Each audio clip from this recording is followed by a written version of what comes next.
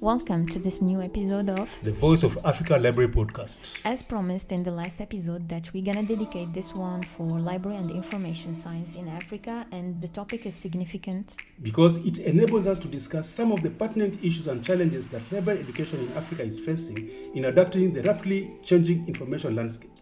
Addressing these issues is crucial for building a robust information infrastructure, supporting sustainable development and knowledge dissemination across the continent.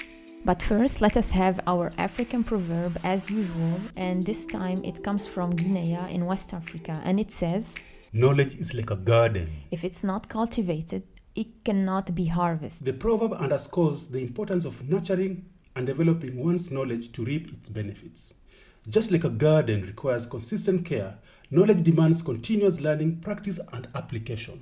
This African proverb speaks to the need for not only nurturing knowledge but also passing it on to younger generation to keep it alive and growing.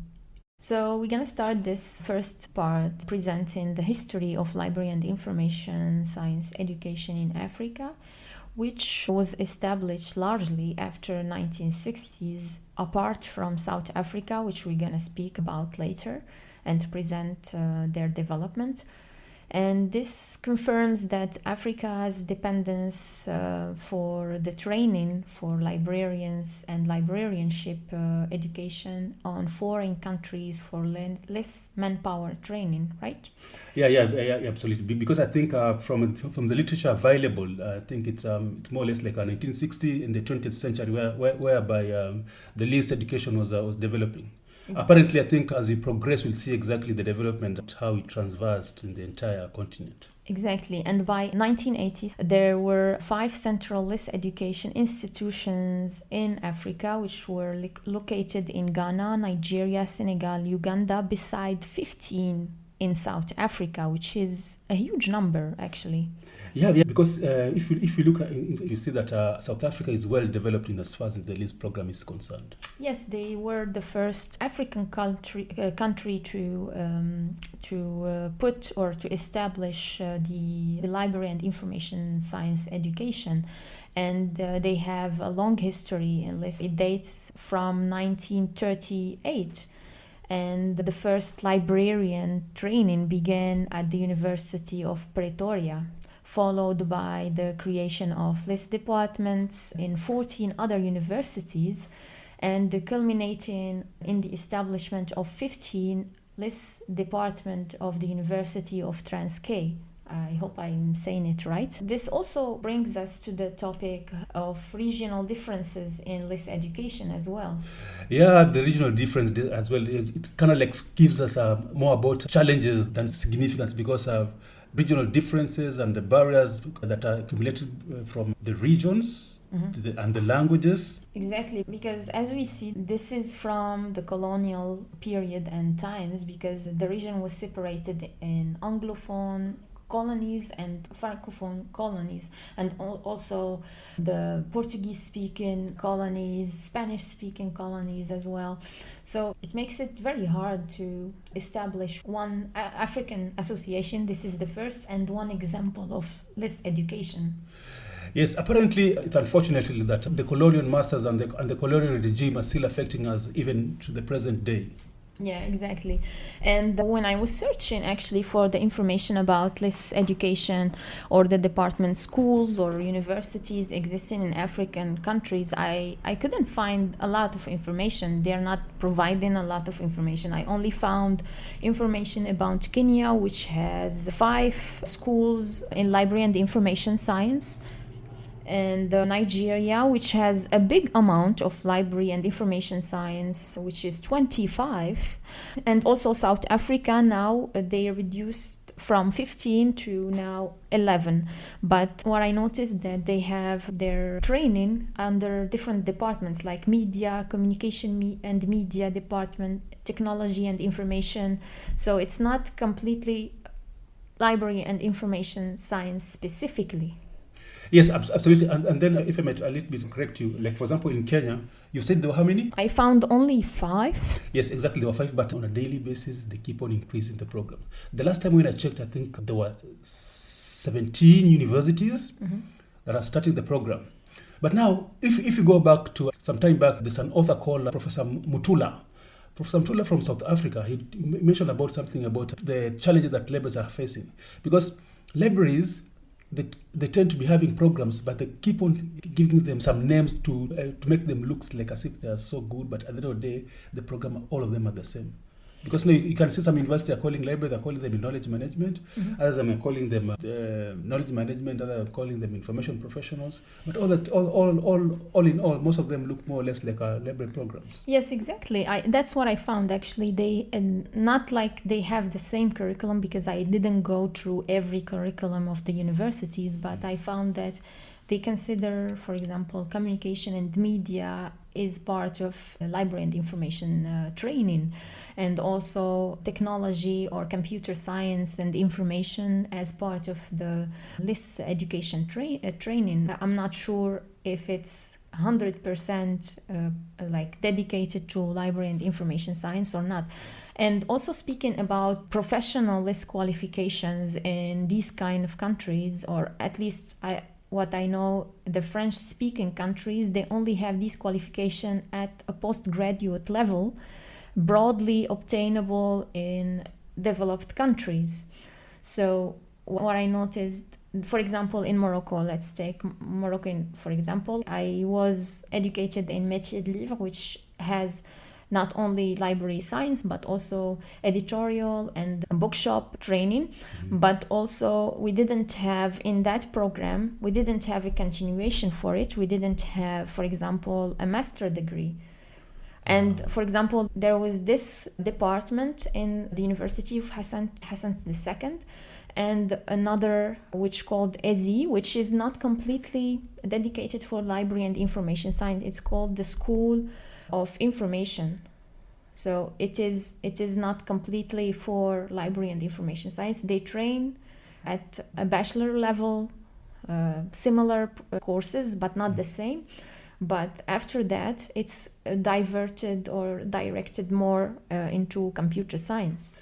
Then apparently, I think there's a very big problem in Morocco or in some of those countries, because there's something called sustainability. Because for example, now you are taught bachelors and there's no masters.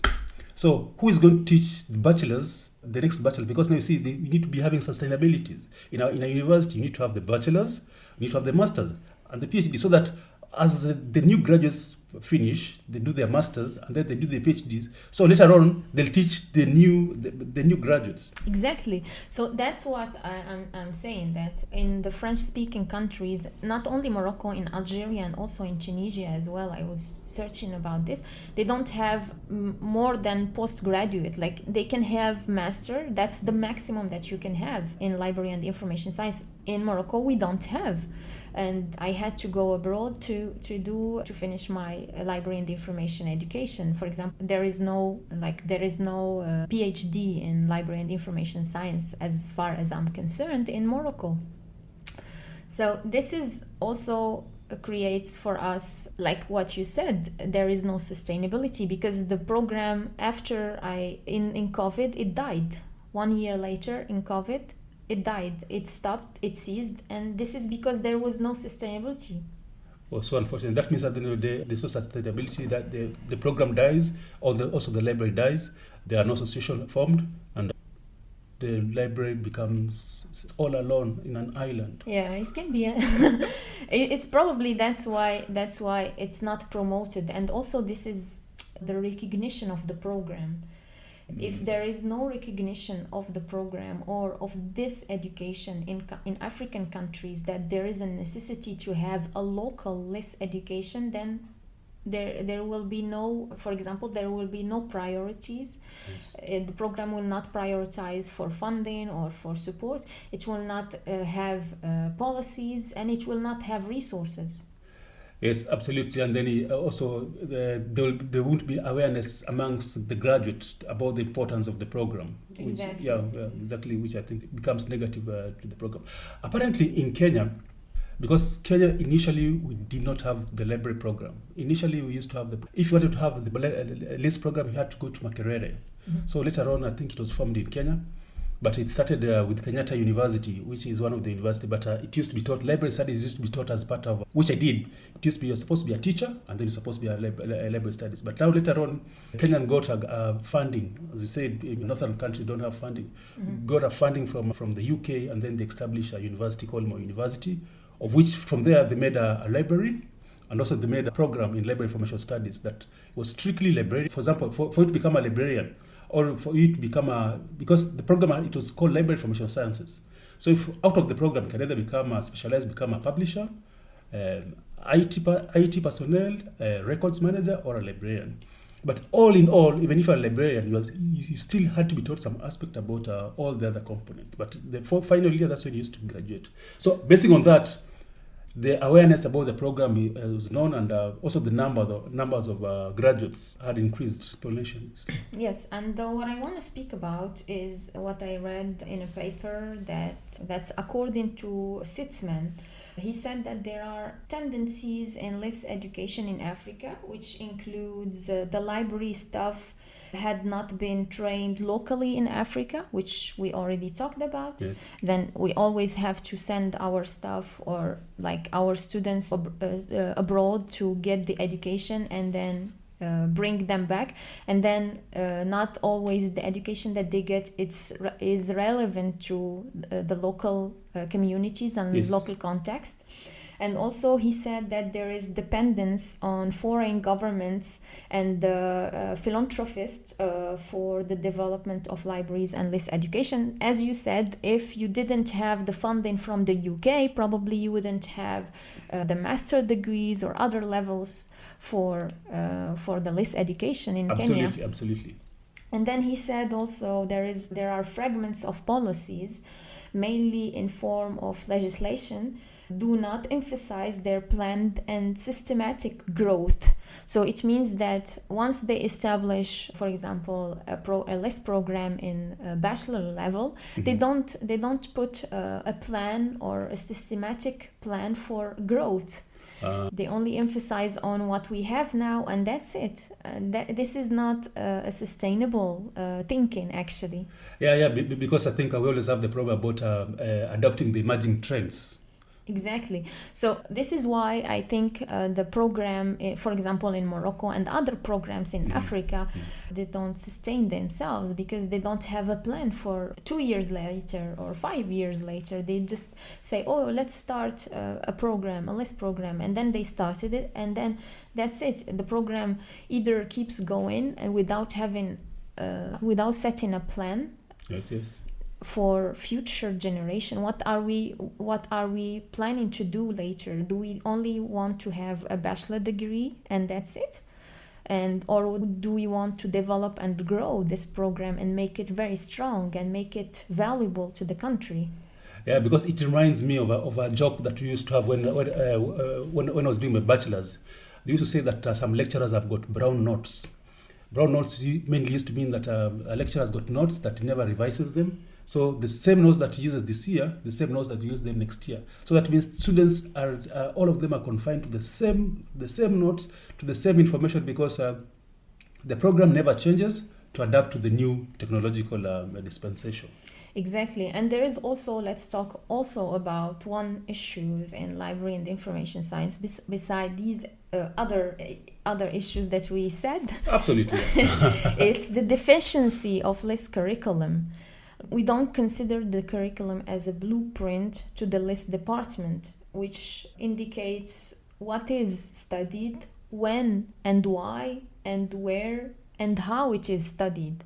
We only put curriculums that are not really relevant. For example, if you go now to an African or whatever I studied, let's say what I studied back then, some of the courses were not very relevant. We were having, compared to the labor market, Yes. and to the trends, technological trends with developed countries, we are still lagging behind. We are still teaching what is COA. Are you like, if you look at other departments in for example in the US or anywhere in Europe or something, we're already like past that stage to study what is COA and how to enter information in COA. You know, I used to have one of my friends. He started doing a master's in one of the local universities in Kenya. I'm not mentioning this university. I'm not mentioning my friend's name. But my friend was not able to finish his master's simply because they introduced cataloging and classification at the master's level, a program that he never liked during his bachelor's. And then he came in master's and found he's still supposed to do cataloging and classification, which according to him, it was supposed to be done at that particular level. So these are some of the drawbacks that are making the course look like as if they're ancient, and most people, that the young generation, feel that they're for the old people. Exactly. If we are not giving like students something to look forward or to look for to study, it's not gonna motivate them, and it's not gonna make or bring any new knowledge to them. For example, if you are teaching me how I'm gonna enter information in COA, anyone can do it. Exactly, any data entry person can do Anyone, it. anyone. Like that's what we are. That's why we see public libraries all full with people who are not qualified in LIS, or they don't have qualification in LIS education. Exactly. Yeah.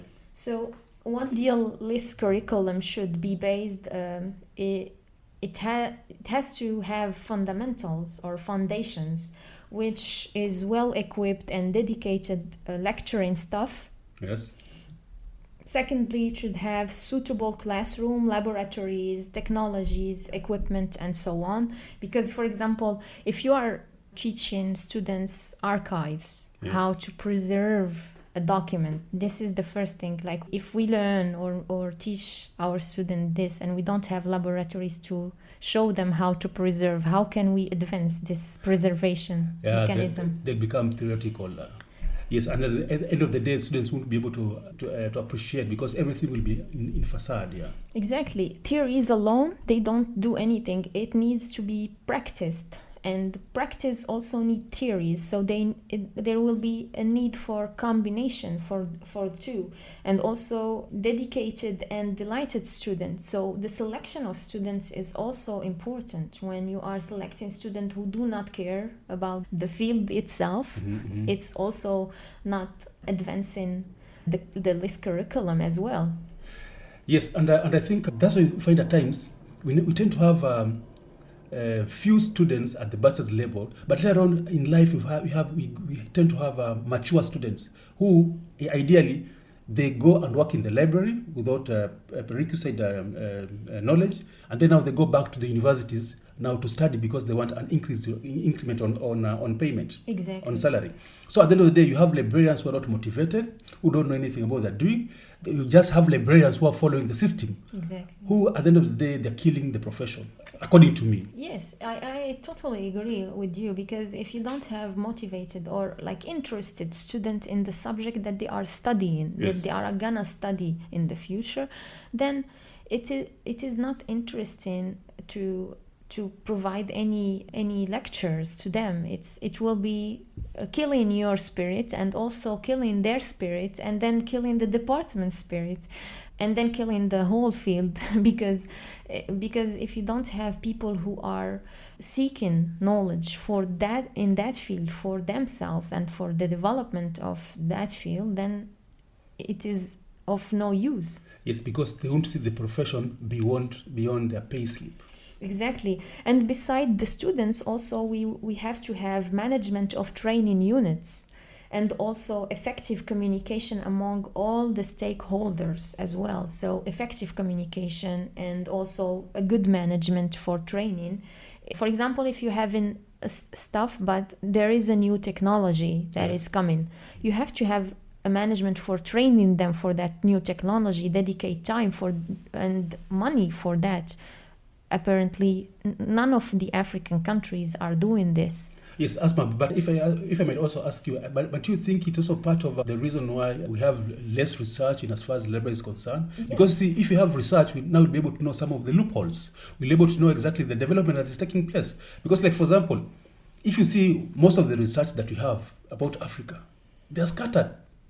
They're scattered completely, because in as far as in Africa is concerned, most of them are not there. Are they lacking motivation? Are they lacking the skills? or are they not empowered about the importance about research? Because through research, we're able to know exactly the cutting edge technology. Because if we don't do ourselves research, then that means we'll now be forced to depend on the developed countries with their systems, which automatically at times they don't work in our own continent. Yes, exactly. That's was one of the points for a well-developed less curriculum for me. Like I put it at the end because that's the push for everything. Because if you don't have research, then you cannot know the issues, you cannot know the gaps. And if you don't know the gaps, you cannot know how to fill them. Absolutely, yeah. So that's why I put it at the end, because it's the most important for me for building everything. So you can build everything, and I still didn't finish because there is also appropriate organizational placing and also emphasis on continuing education as community service.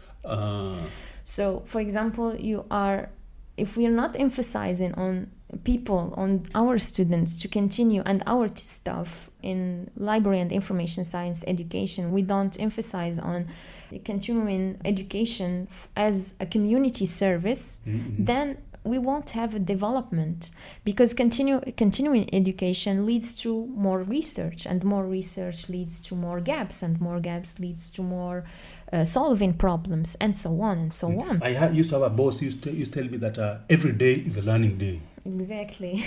And also regular revision of this curriculum, not because we established one curriculum in 1983 and then we forget about it. Okay, we did the good job that year, we don't care about it later on. No, we have to continue every 2 years, 3 years, 5 years, 6 years. If we cannot afford to do it on a short terms, we can do it on a long terms, like 5 years.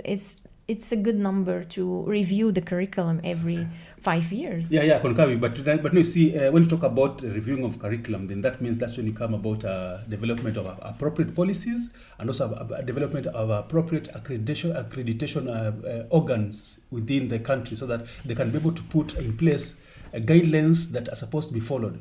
Because without guidelines, then that means some of those things cannot be able to be implemented with the institutions. Exactly, and this is also an issue in Africa. In general, we are not playing on a dormant market, which is the public library. The public library is a dormant market to market less education. Yep. So we don't do a visibility job there. There is a lack of visibility for less education. For example, a lot of people, they do not know that there is a less library and information science education that they can take if they are interested in. When I was studying métier de livre or here also library and information science, a lot of people, they say, what is this? What do you study? Like, seriously, people do not know because there is a lack of visibility for that field. Yeah, I remember there was a professor some time back. We were doing a course in one of the programs in Hungary, and then he asked, "Is this program in this university?" Exactly. So people do not know, and if there is ignorance, then there is a lack of advocacy. There is a lack of promotion or promoting that program. Then there is a lack of visibility for us.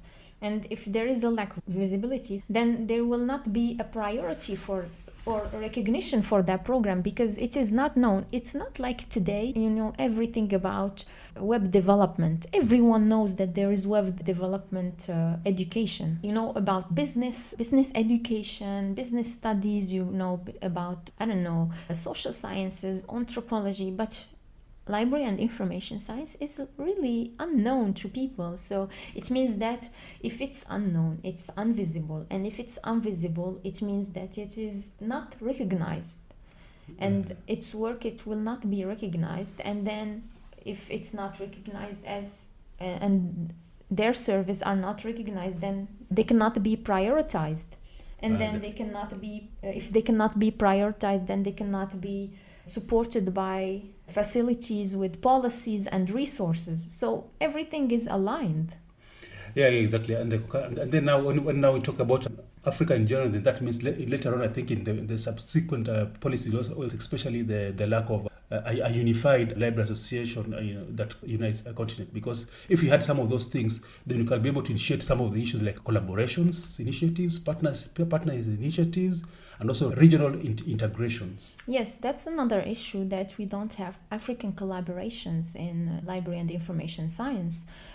And as I said, I think some of the issues because of the language issue, the Anglophone and the Francophone issue, whereby it's normally said that this education differs between Anglophone and the Francophone due to the historical and linguistic difference. Like, for example, the Anglophone countries like Nigeria, Kenya, South Africa tend to be more developed in these programs with a stronger focus in ICT integration. In contrast, it's always said that Francophone countries like Senegal, Cote d'Ivoire are still modernizing the LIS curriculum to incorporate the digital literacy and ICT-related skills. So some of these issues, they make us look a little disintegrated amongst ourselves. And as you mentioned sometime, but as you mentioned earlier, now if we don't have the LIS program within our country and then you go and study the LIS program abroad, whatever we learn from abroad, most of the time it becomes a little bit difficult for us to come and implement in our country because we are in two different systems. Because even the level of education is totally different that we cannot be able to incorporate in our own countries. Exactly. Also, like you mentioned also about Francophone and Anglophone countries, but there is also the Lucophone Africa, which includes Angola, the Cape Verde, and other countries. We don't know anything about it, and they are less popular, so we don't really know anything about less education in these countries. And also, if you go, for example, I was just searching for information in IFLA's website and the IFLA map, and you know that the IFLA map has also the schools in library and information science, how many schools in the country, and in most of the African countries you don't know. Yes, exactly. I think I looked at it some time back when I was doing a certain paper in as far as this is concerned. Apparently, we don't have ambassadors in Africa to promote the map. That means most probably the map is being filled by the developed countries who are not in touch with African continent, or maybe most countries in Africa are not members of IFLA. Yeah, probably. And also, we know that there are a lot of issues in collaboration and also in the lack of funding. And also there are other challenges in promoting less education in Africa. And then beside the outdated curriculum and the inadequacy of funding and the lack of research, exactly. So some of these things we also mentioned, like for example, we also mentioned about a limited research output. We've got very little research output, and then we've got low enrollment and a public perception because people perceive the library, they don't know the library, so there's low enrollment. People think that the library is just like me when I grew up, people used to think that a librarian is just like a watchman in the library to ensure that books are not stolen, and if you got an overdue, you are supposed to pay. And then there's also something about policy and accreditation issue. I think that one we mentioned about it. And then also the cultural and language barriers. For example, as you mentioned about the countries like they're called Lucophones. Yeah, Lucophone. Exactly. Like for example, if I want to collaborate with them as far as research is concerned, it becomes difficult because of the language barrier. But there is also another problem with the language barrier and cultural barrier. We adopt curriculum or examples or models from developed countries, and we come and integrate them or force them to local African communities. Absolutely. In the same language. For example, we bring a model from the UK in English, and when we put it in English, or we bring a model from France and then we put it in French for the people, and then we don't adapt it to the local language. If, for example, in Morocco we speak Moroccan Darija, we should have a program in Moroccan Darija to be taught. And I know that this is hard and this is very optimistic and very idealistic, but it still has to be aligned with the local culture. Yes, yeah, but you see, they normally say that a beggar is not a chooser. That means if you are a beggar, you'll be given anything. Exactly. And that's why I remember when I used to be teaching cataloging classification, we used to have a problem. You see, like for example, USA English and UK English are totally different. Yeah? Yeah. When they're talking about petrol and the others are talking about gas. Mm-hmm. Others are talking about lifts, others are going to talk about escalators. Yeah. So some of those things, because we are borrowing, so we have to adapt all of them and need to put them all together and say that they are ours. So you see some of those issues. Yeah, and also the last one that I see very challenging also, it's the employment challenges for graduates in Africa, for example. As I said, most of public libraries, they don't employ people with this education. They employ okay. everyone. This is the first thing. And then also we don't have an African network, a platform Uh-huh. for employment, which can help. That's the need of collaboration. If we had like this collaborative platform, we can just post there, and then if we have a need in librarians in, I don't know, in Ghana, Exactly. Yeah. and then we have a Moroccan or a Tunisian librarian who's looking for a job, then we can collaborate and send this graduate to there. But we don't have that. Imagine I could live at least there's a job in Morocco and go and work in Morocco for 2 years. Yeah, that's if we have more a job for.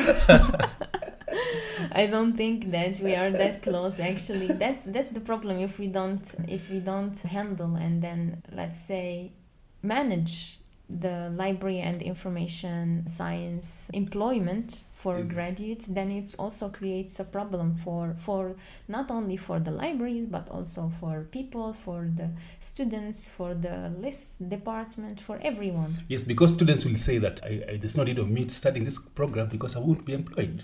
Exactly, and this is a dilemma. Like, why are we teaching students something that it will not be useful for them in the future? Yes, we learn for knowledge, but in the current world, like, we have to learn for making use of our knowledge as well. Yes, exactly. To make to make a world a better place. Exactly, and make a living. So Asma, I think basing on what we've mentioned about the challenges, I think we need to have some future direction about the program. Exactly, and some future directions such as capacity building. Exactly, capacity building. You need to ensure that as many people as possible, they know exactly about the program, and so that we can be able to incorporate as many people as possible. Because see, at the end of the day, a library is an entity. Like for example, if you have a library in a university, it's an entity. But we got the university management supposed to know exactly and appreciate the value of the library. We got the government. The government is supposed to, in a country, they're supposed to know about the importance of the library. So they can also be able to allocate a lot of funds and into the program, and also so that also more graduates can also be able to appreciate the program and also join the program.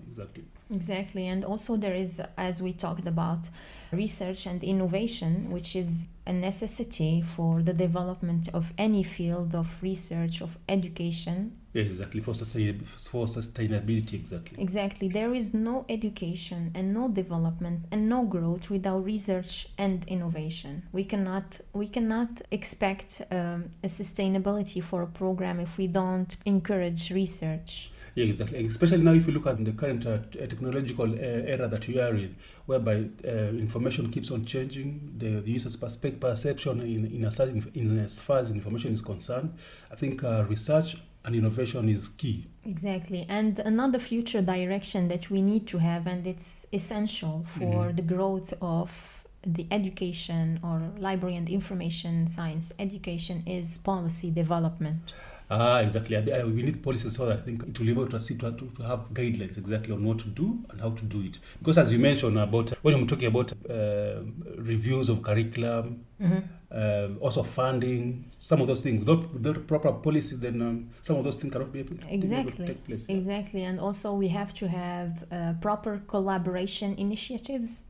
Yeah, that collaboration is essential for the growth. It facilitates a lot of communication. It facilitates the work For example, if Kenya collaborates with South Africa, or they collaborate with Morocco for developing one curriculum that the three countries can work Yeah, okay, on, exactly. Yeah. then it makes it easier for the three countries, and then they can bring a new perspective, and then they can make it very local and then understand each other.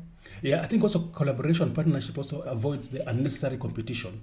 So that if I have a program and it's good in Kenya, people in South Africa, they should come and collaborate with me rather than doing a program and changing the program so that they attract more students, and yet the program is not good. But when you collaborate, that means people know exactly, I'm going to South Africa because it's closer to home, or I'm going to South Africa because of this and that. Now we tend to have unnecessary competition. People are looking for more students, and so that we can have more resources.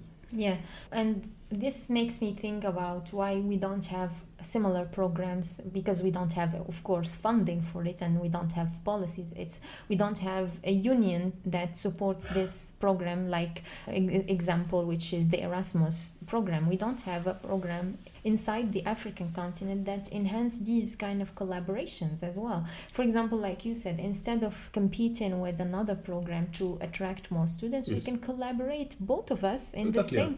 And then you have an exchange program. Yeah. Exactly, and we have exchange, and both of us are benefiting from this program. So why not do that? And also, we are also teaching these students to have a new cultural perception and perspective when they are doing an exchange in another African country.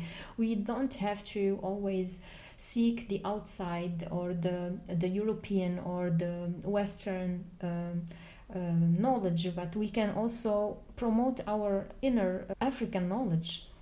Yeah. I think I can agree with you, because now you see, basing on that, sometimes when somebody comes, students go out and then they come back because they come with different ideologies.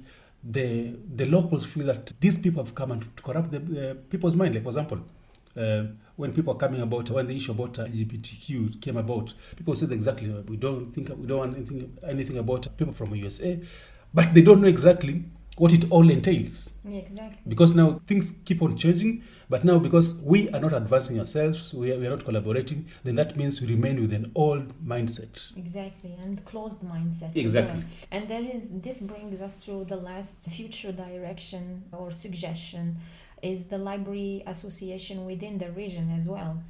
Exactly. Yeah. I think we've mentioned it in one of the episodes, and I think it's an important thing that's supposed to be said continuously and emphasized. Exactly. It's not only library association for libraries or for academic libraries or public libraries, but also library association for librarianship education as well. It should include everything. Yeah, because despite the fact that even you don't have a united library association, it's even surprised that even some countries don't even have a library association in their own country. Exactly. So I think for this episode talked about most of the point, or the important point that we wanted to highlight in this episode, and the less education in Africa. And this brings us to the next section of our podcast, right? Wow, yes, I always wait for it, the book review. So for this book section, we have Frederick's book. We are starting with him today. Absolutely. And what do you have for today? Today I've got a interesting book, all the way to South Africa. Apparently, today's discussion will be talking about the book and also the author. Our book review is mainly about Africans, written by African. But you know, there's something different about South Africa, because we have got whites who are natives in South Africa. So today, you'll excuse me, that's my focus. And it goes all the way to South Africa by an author called Alan Paton. Alan Paton is a well-recognized author in South Africa, and he was a South African writer and also a political activist. He was deeply involved in social and political issues during his time, particularly concerning racial injustices and inequalities, because you know exactly South Africa really suffered a lot about apartheid. So he had written a book called Cry the Beloved Country in 1948. Cry the Beloved Country? Exactly, because South Africa really suffered a lot. Cry the Beloved Country is not only a literary classic, but is also a powerful social commentary that has influenced generation of readers and writers, both within South Africa and around the world. So the book description, it's a novel, and it's an emotional and powerful novel set in South Africa during the apartheid, as I mentioned. The book and the story follows Reverend Stephen Khumalo, a black Anglican priest from the rural village. As he journeys to the South Africa, because he had just come from the village, he was journeying to South Africa in search for the missing son, who was called Absalom. Along the way, Khumalo discovers the harsh reality of the urban life. Because you see, most of the time, when people are in the rural, they don't know exactly what is happening in the urban life. So Reverend Khumalo knew exactly that the rural life is the same as urban life. But when he was going down to the urban, he discovered the harsh reality about the urban in South Africa. He discovered the harsh realities of the urban life, the racial injustices, and the deep division within the country. The novel explores some of the social injustices, racial inequalities, and the struggles for recognition in the land-torn apart system operation by that time in South Africa. Through its richly drawn characters and prose, the book paints the heart-rending portraits of a country in turmoil and the enduring hope for its healing. Basically, the book talks about, other than the story that is in the book, it also talks about how injustices has always been prevailed in countries. So when you talk about the author, who is Alan Paton is a well-recognized author. He has been able to get some of the most prestigious awards. Most of the awards attributed to his book, Cry, the Beloved Country, that I just mentioned. He's been able to be, he was awarded the South African Literary Award, that is called the SAL, the James Stale Black Memorial Prize, the Order of the British Empire, that was 1954. He received an honorary degree from various institutions acknowledging his impact on literature and his effort to address social issues. Other than that book that I just talked about, The Cry, the Beloved Country, he has also written other titles, like, for example, Too Late, the Falarop, that was 1954, Tales from the Troubled Land, that was 1968, The Long View, 1968. 61, I think. That is the Tale from the Troubled Land, 1961, exactly. Mm-hmm. And then there's But Your Land is Beautiful, 1981. And then The Journey Continued, an autobiography, 1988. So you see, all his books, all his books, you discover they go along the social injustice that was in South Africa, and up to now, like, for example, if you see most of his books he talks about the land issue. So at the end of the day, whatever he's experiencing, whatever he wrote, we can still resonate with in this particular day, and that's why I thought most probably discuss about his book, because now in the current generation, you have got the neo-colonial, whereby our politicians are members of the public. We're all greed for excess money and corruption. So it's up to us to make sure that we make our society a better place, and that's why I thought that today's book review, I should attribute it to none and not only Alan Paton. Thank you. Nice. That was a very nice book and very nice introduction for this book and for the author from South Africa. Yeah, sure. And from his literary novel during the apartheid. Exactly. And as for me, I'm not presenting a book today. I'm presenting a scientific journal. Really? Yes. Well, because scientific journals are documents. And yes, I want to present something that I like to read most of the time, and it has a lot of history, and it comes from Morocco, of course, and it's called Hesperis Jamouda. That is Arabic or French? Let's talk about it. Okay. You're always anticipating the conversation. Yeah, sure. Yeah, because we said every day is a learning day. Yes, so Hesperus Tamudda, we're gonna start with Hesperus because these are two journals, scientific journals that were merged later on, but I will tackle this later. So Hesperus was created in 1921 by the Institut des Hautes Études Marocaines in Rabat, and this was by the French Protectorate authorities. And it was publishing 1 to 2 issues every year containing background articles, historical and geographical studies, unpublished documents, and also reviews of new publication on Morocco, North Africa, and also the Muslim West. And in North Africa, on the other hand, there was the Spanish Protectorate authorities, and they had created a similar review to this Hesperus. And Hesperus actually refers to Morocco in the Greek times. So they were calling Morocco Hesperus. And Hesper is translated in Arabic as Maghrib, which is the West. So that's the translation. So this word comes from Greek. And as I said, in the north of Morocco, we were colonized by the Spanish, or we had the Spanish Protectorate's authorities, and they had a similar review or similar publication, which was entitled Tamudda. So, which also had the same nature as Hesperus in Spanish. So they were writing, but in Spanish. And after the independence of Morocco and the creation of the Faculty of Arts and Humanities in Rabat in 1957, which is directly a year after the independence, Hesperus was merged with Tamudda because they had a lot of good scientific articles, and especially in social sciences, that they merged them, and which Tamudda appeared in Tétouan in 1960. I didn't mention that. And this was given the birth of Hesperus Tamudda. The merge, or the result of this merge, they had the name of Hesperus Tamudda. And it was the beginning of an academic and interdisciplinary journal which was devoted mainly to Morocco, but also it disseminated to other region or the other interest in the region, like Algeria, Tunisia, or the Big Maghreb, like we say, and also the Mediterranean in general.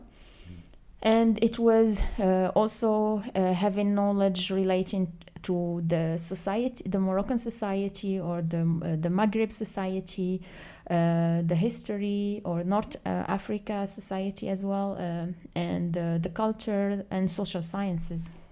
And Hesperus Tamudda has been published annually since 1960, so they have only one or more fascicles.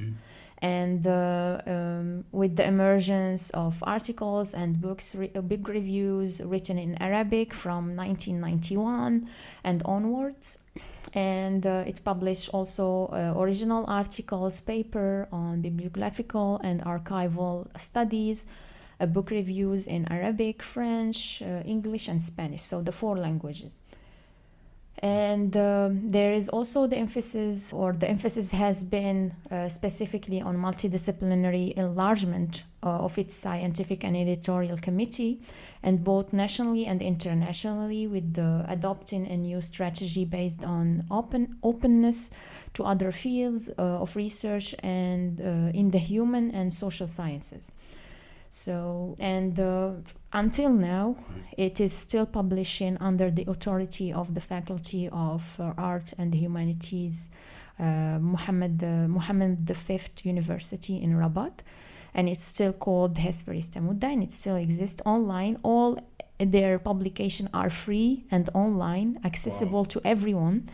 And you can also check the history of Morocco in 1921, 1912, and stuff, like all the scientific research that has been done by the Protectorate and also by Moroccan researchers. You can still verify it online, which is very, very very, very good for me, at least. That I enjoy reading it either in French, Spanish, or English, and also there are some of it in Arabic later on. And the journal has been indexed in the category titled Immersion Sources Citation Index, and this year, in 2024, the journal was indexed by Scopus. So it is growing.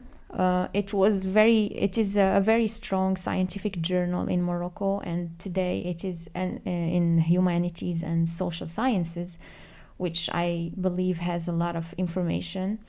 And I used it also for my research, literature review, because a lot of information are available free and online, accessible to everyone from everywhere.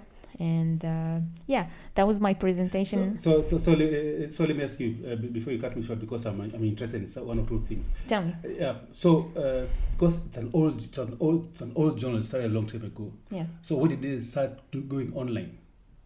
I think they started going online in 2016 or maybe before. I'm not sure about the date. Because you mentioned that all the earlier content that was published are still online at the moment. That means they digitalized everything. It's a project that has been going. I think in 2000 when I was studying, it was in 2015-16, but I'm not sure when they fully completed it. Maybe earlier than when I was studying, but it was fully. Now you can find full available publication online, and I can show you. Also, I can put the link in the podcast description. And that was it. I think for today's episode, we have enjoyed this episode. I at least I did. I do, absolutely.